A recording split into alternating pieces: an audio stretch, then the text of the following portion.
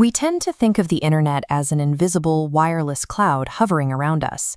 But if you remember the high-pitched screech of a dial-up modem, you know that data ultimately moves through physical lines. When you send an email to the other side of the planet, it hits a geographical roadblock. Cell signals are simply not strong enough to cross an ocean. To bridge the continents, data is loaded into thousands of heavily armored subsea cables, resting directly on the ocean floor. These are the heavy lifters of global communication. A single modern trunk line crossing the Atlantic or Pacific carries more data capacity than all of the world's telephonic systems combined just 25 years ago. Most of the time, we ignore this underwater hardware. But in the Persian Gulf, and specifically the Strait of Hormuz, these cables run right through contested waters, historically known for controlling the global oil trade.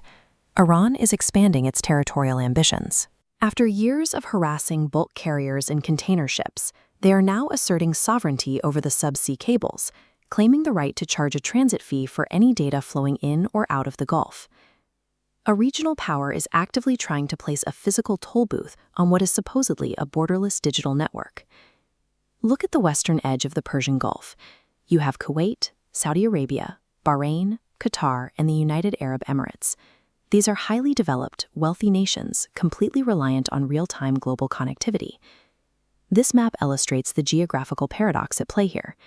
The most direct way for a country like the UAE to connect to Europe would be to run fiber optic cables straight over land, threading through Saudi Arabia, up into Jordan, and eventually the Mediterranean.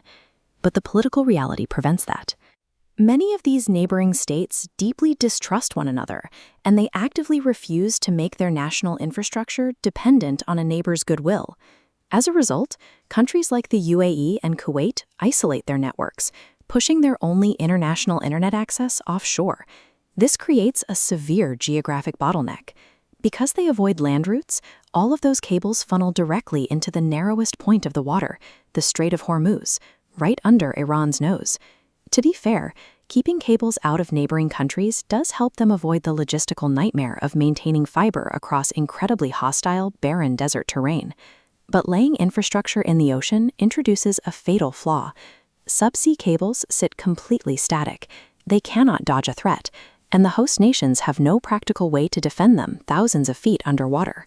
Driven by mutual paranoia, the Arab Gulf states built their digital economies on a single vulnerability, practically inviting a rival power to hold their networks hostage. What we are watching in the Persian Gulf is an early indicator for how physical infrastructure will fare in a fractured global environment. Our transmission systems operate on the assumption of safe, neutral oceans. When a motivated state actor decides to ignore that neutrality, the entire network is exposed. There is no prolonged siege here.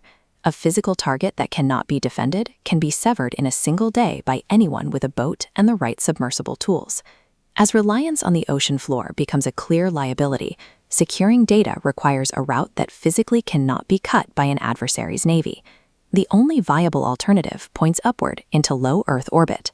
Bouncing data packets off satellite arrays entirely bypasses the geographic choke points on the ground.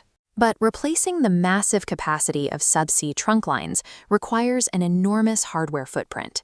To make this work, commercial systems like Starlink have had to deploy thousands of satellites, making them more populous in orbit than all other active satellites combined. The vulnerability of a simple, yellow-striped cable on the ocean floor is forcing a major geopolitical recalculation. Nations are learning that to protect their digital economies, they have to abandon the deep sea and fight for sovereignty in space.